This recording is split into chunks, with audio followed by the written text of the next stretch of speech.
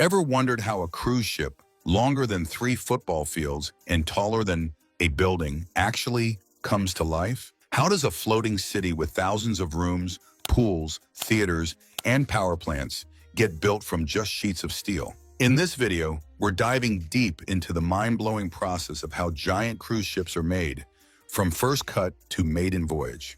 And trust us, the behind-the-scenes engineering is more dramatic than you'd expect. So buckle up, because by the end, you'll never look at the ocean the same way again. Designing a floating city. Before a single spark flies or a steel sheet is cut, the future cruise ship is already alive, on a computer screen. Designing a vessel this large isn't just about making it float. It's about making it function like a small city at sea, with all the elegance of a 5-star hotel and the complexity of a power plant. Every line of the ship's hull is drawn with performance in mind. Engineers run advanced simulations using computational fluid dynamics, or CFD, to test how water and air will move around the ship. These calculations are based on the Navier-Stokes equations, which sound complicated, and they are. But in simple terms, they help predict how fluids behave. And on a cruise ship, every drop of water and gust of wind matters. As one naval architect put it, we're not just designing a ship, we're designing how the ocean will respond to it. Once the virtual models are complete, they're turned into physical scale models, massive ones, sometimes as long as 14 meters, and tested in special water basins. These models simulate how the ship would move through different sea conditions. Even wind tunnels are used to fine-tune airflow across the top decks, ensuring that passengers won't be battling strong gusts while sipping drinks poolside. And all of this happens before the first piece of steel arrives. But once the shape is finalized and the digital blueprints approved, the countdown begins. It's time to bring this floating city to life, one steel plate at a time. The first cut and metal prep. If the design phase is the brain of shipbuilding, then this is the muscle. Thousands of tons of steel, delivered on train, form the raw body of the ship. The plates vary in thickness depending on where they'll be used, thicker around the hull for strength, thinner inside for structure. The process starts with treating every piece for corrosion. Salt water is relentless, and even the tiniest rust spot today can lead to major damage years down the line. Once treated, the steel is carefully cut using high-precision lasers and plasma torches. This phase takes about 3 to 4 months. Every plate must be the perfect shape and size to form part of the ship's skeleton. Workers say this is where the real shipbuilding begins. It's like a giant 3D puzzle, said one cutter. But every piece has to fit perfectly, or nothing fits at all. The goal, accuracy down to the millimeter. And endurance, because cutting steel in massive volumes day after day is no small task. But once the cutting's done, it's time to start putting the pieces together. The ship is still flat on the ground, but that won't last for long. Building blocks. Here's where flat steel starts becoming something that looks like a ship. But they don't build it from the keel up like the old days. Instead, modern shipyards use modular construction, breaking the ship into massive building blocks, often 50 or more. Each block is pre-fitted with pipes, electrical trays, and structural supports before being lifted into place by giant gantry cranes. The first blocks are usually placed in the middle of the ship. From there, the rest are stacked forward and aft, like assembling giant Lego bricks, only each brick can weigh hundreds of tons. The efficiency here is stunning. With older techniques, it could take months just to frame the hull. But with this modular method, construction speeds up dramatically. Gantry cranes can lift and position blocks with such precision that weeks, even months, are saved during assembly. The gantry is like our third arm, one assembly manager explained. It lets us place 600-ton sections exactly where they need to go. That's priceless. As the blocks rise, so does the excitement. The outline of the cruise ship begins to emerge. Decks are visible. Rooms start to form. What was once a flat lot of steel is now unmistakably a ship. And with the main structure coming together, it's time to make sure it stays together, flawlessly, welded to perfection. If cruisy ships are floating cities, then welds are their glue, and they have to be perfect. Welding joins every major block, plate, and pipe, and there's no room for error. A single crack could lead to structural failure. So every weld is checked, then checked, again, and often redone. The process involves long ray welding, long stretches of molten metal fused with pinpoint accuracy. Welders work in conditions that are often cramped, hot, and difficult to access. And yet the expectation remains the same: perfection. We always say, if you wouldn't trust it to hold your weight, it's not good enough for the ship, said one veteran welder. Welding also comes with enormous pressure. Literally. Each joint must withstand high seas, storms, temperature swings, and the stress of constant motion. Sometimes welders go over the same area multiple times until it's flawless. To an untrained eye, it might just look like a seam. But for engineers, it's a safety line that can't be crossed. And once every seam is tested, once every plate is joined, the hull is finally ready for a moment that every shipbuilder waits for: the first float, the big float.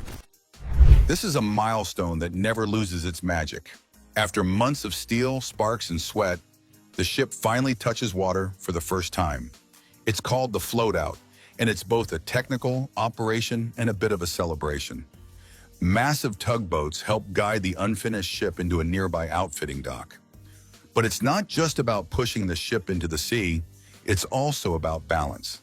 Engineers carefully manage ballast systems, check compartment seals, and make sure the ship is watertight. The first float is when you stop calling it a project and start calling it a ship, said one dock supervisor. This phase is also about testing the basics, making sure the ship doesn't list too far to one side, that it sits level in the water, and that the hull behaves as expected. Because from here on out, the rest of the work happens while the ship is afloat. It's no longer just a skeleton. Now it's alive, breathing through its ballast, floating on its hull, and ready for the next phase, turning this metal giant into a self-sustaining, electric-powered city at sea. Powering a city at sea, cruise ships don't plug into anything. Once they leave the dock, they rely entirely on their own systems to power everything on board, from the ballroom lights to the water filters. Think of it like this: they're floating islands with their own energy grid, and at the core of it all are the engines. These aren't car engines, of course. We're talking about multi-story diesel engines the size of a small building, which drive huge alternators. Together, they generate high-voltage electricity, around 11,000 volts. That power is then stepped down in stages, flowing through transformers until it reaches the outlets in your cabin. By the time it gets to your electric razor or phone charger, it's a familiar 230 volts, just like at home. This setup is designed with redundancy in mind. That means if one generator fails, others can take over instantly. No blackouts, no shutdowns. If the lights go out on a cruise ship, you don't get a second chance, said one chief electrical engineer. You build for the worst, so the best keeps working. The power system doesn't just keep the lights on. It runs air conditioning, powers restaurants, and it supports the enormous desalination units that turn seawater into drinking water. It keeps the elevators moving and the navigation systems sharp. Even the waste treatment systems rely on this electric heartbeat. But electricity is just one piece. Now that the ship has power, it needs to move. And that brings us to the most futuristic part of the story: propulsion, modern marine propulsion.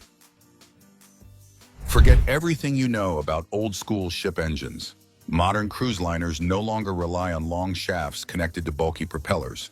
Today, the standard is the azimuth pod, a powerful electric motor housed in a pod outside the ship, under the stern.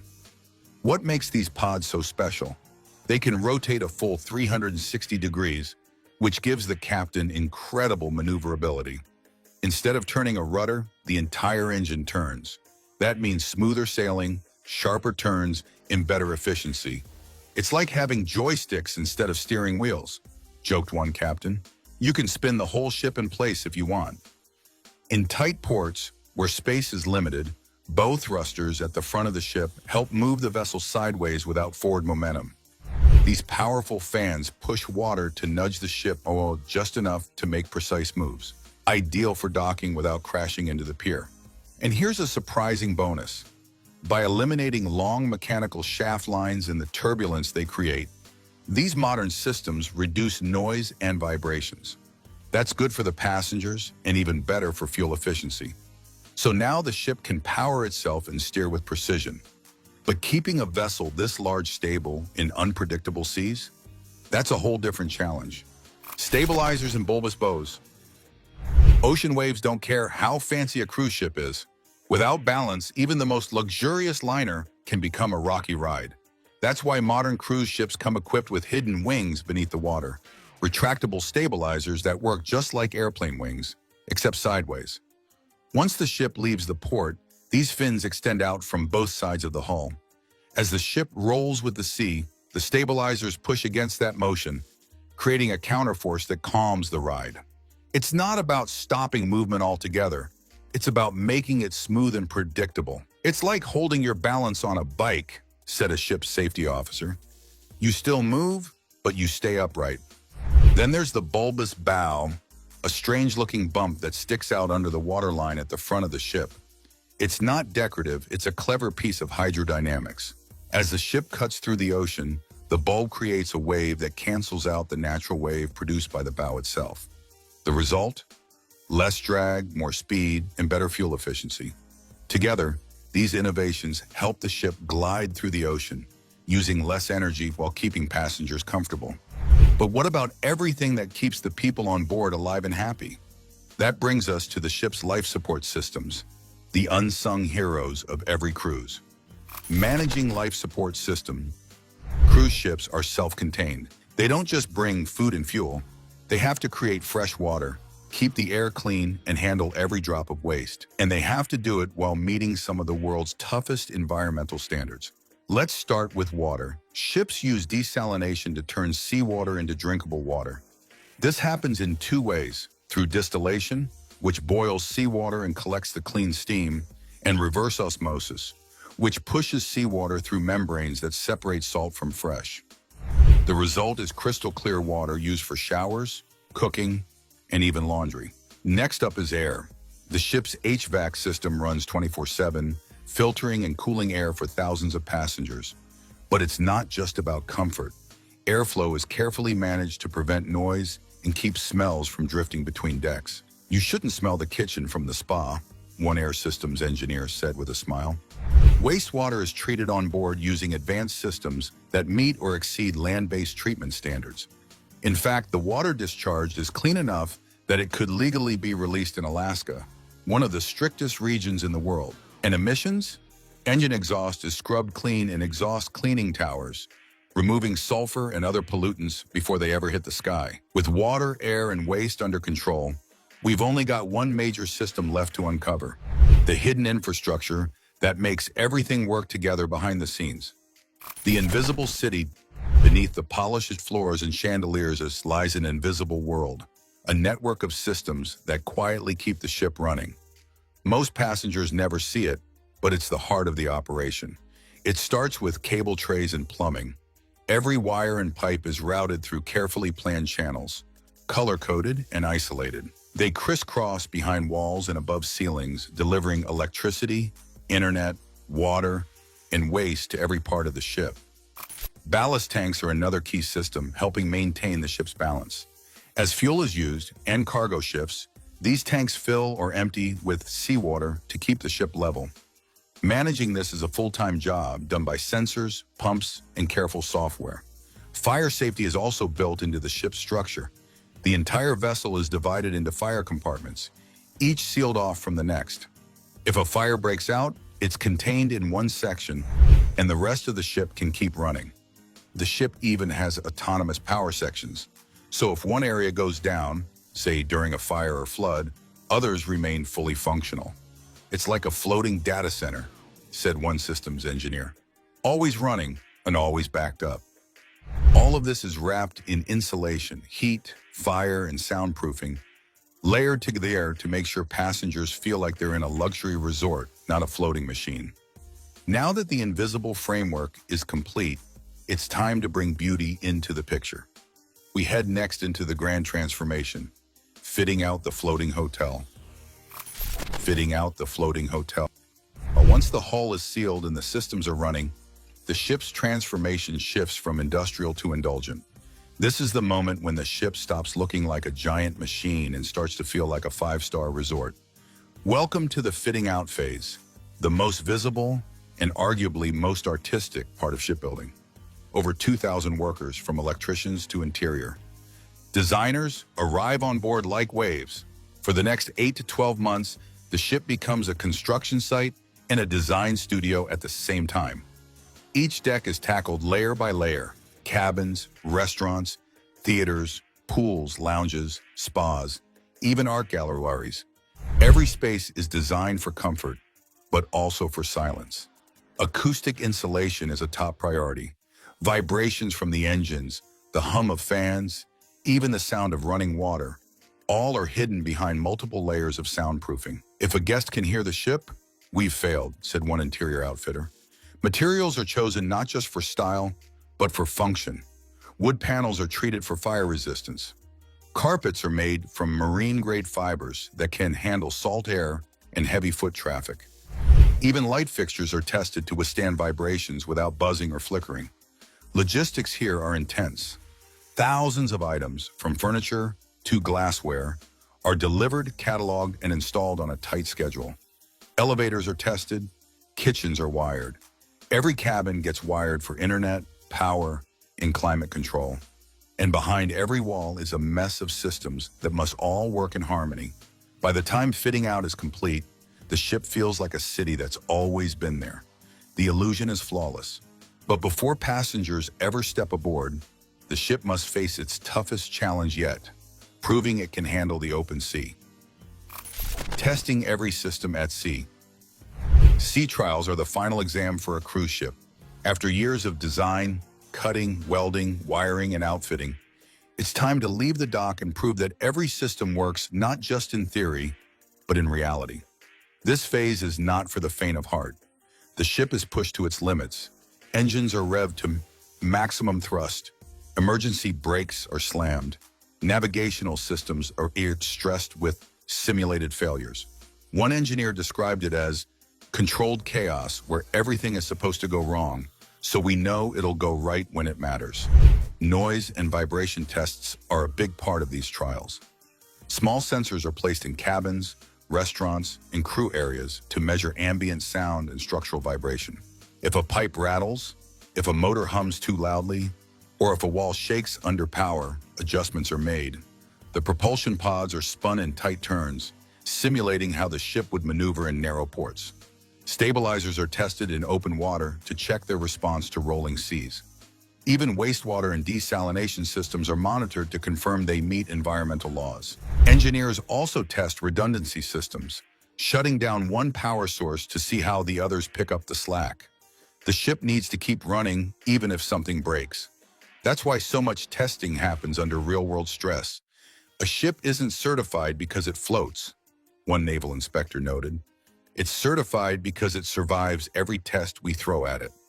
When the ship finally returns to dock, sea trials complete, there's a quiet but powerful moment. Everyone knows she's ready, but the journey doesn't end here. There's still one more milestone left before this city at sea can welcome its first guest. Delivery day and the future of cruising. Delivery day is more than just handing over keys. It's the shipyard passing the torch, a symbolic and technical handoff that marks the birth of a cruise ship into commercial life. After months, even years of coordinated effort, the ship is officially signed over to the cruise line. Inspectors give their final sign-off. Legal documents are exchanged, flags are raised, and the crew, many of whom have been training for months, finally steps aboard to begin preparations for the maiden voyage.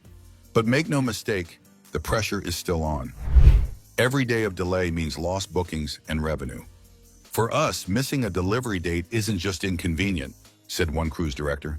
It's millions of dollars walking away. With the ship now in the hands of the operators, last-minute touches are made, provisioning food, training crew, and running orientation drills. The ship becomes a home, a workplace, and a destination, all at once. Yet as this new vessel prepares to launch, eyes are already on the future. The cruise industry is changing fast. There's growing demand for greener ships, smarter systems, and more connected experiences. Upcoming designs are exploring hybrid propulsion, AI-assisted operations, and zero-emission energy systems. Some ships already recycle engine heat to power water treatment systems or use wind and solar to supplement power. Future cruise ships may look the same on the outside, but inside, they'll be even more intelligent and sustainable. The next generation wants the sea without the footprint, one designer said. That's our challenge and our opportunity. And so, as this ship pulls away from the dock on its first official voyage, it carries not just passengers, but the dreams of thousands who built it, and a blueprint for what cruising can become. And that's how a steel skeleton becomes a floating city. From power to plumbing, every inch of a cruise ship is pure engineering magic. If you enjoyed this deep dive, hit that like button, subscribe for more, and drop a comment. Thanks for watching, and we'll see you on the next voyage.